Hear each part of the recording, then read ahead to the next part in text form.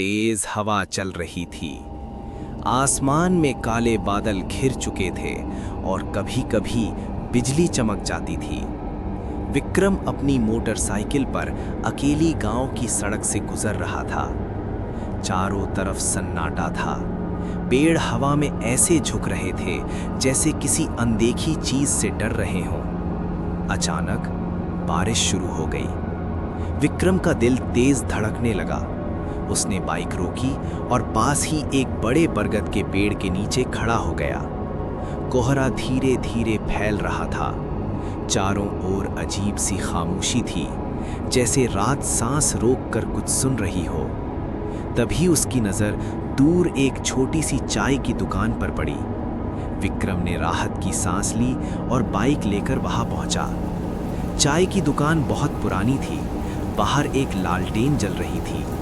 अजीब बात यह थी कि बाहर तूफान था, लेकिन दुकान के पास हवा तक नहीं चल रही थी। विक्रम अंदर गया। वो एक पुराने स्टूल पर बैठ गया। उसके हाथ कांप रहे थे जब उसने चाय का कप उठाया। दीवारों पर परछाइयां कुछ ज्यादा ही लंबी लग रही थीं। अचानक विक्रम ने बाहर देखा। कोहरे में एक औरत खड़ी थी। उसका चेहरा ओढ़नी से ढका हुआ था। वो जमीन को छुए बिना हवा में तैर रही थी। विक्रम की सांस अटक गई। हवा चली और ओढ़नी थोड़ी सी हटी। उसकी गर्दन पर एक काला निशान था। उसी पल विक्रम की आंखों के सामने एक दृश्य कौंध गया। रात, तेज तूफान, वही चाय की दुकान आग में जल रही थी। अंदर कुछ लोग फंसे हुए थे। चीखें और फिर सब खामोश।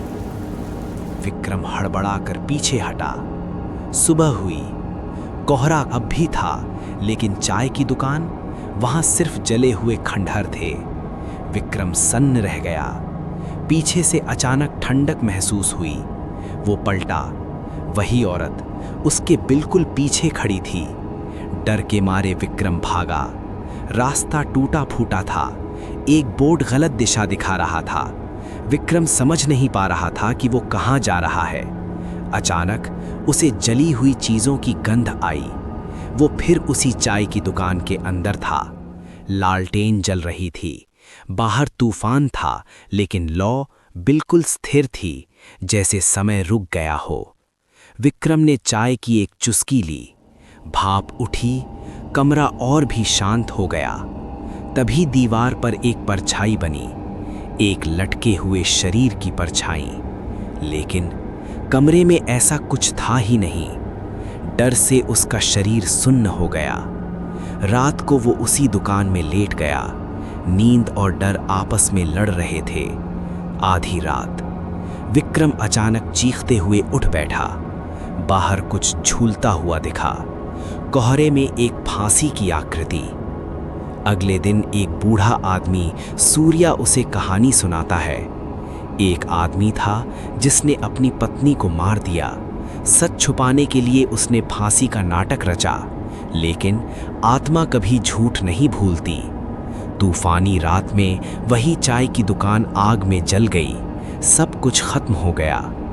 विक्रम बाइक पर बैठा और अचानक रुका। उसका बैग गायब था। वो मुड़ा। अब वहां कोई दुकान नहीं थी, सिर्फ जली हुई जमीन। तभी वो औरत सामने आ गई। इस बार उसका चेहरा साफ था। आंखें गुस्से और दर्द से भरी हुई थीं। विक्रम की आंखों के सामने अंधेरा छा गया।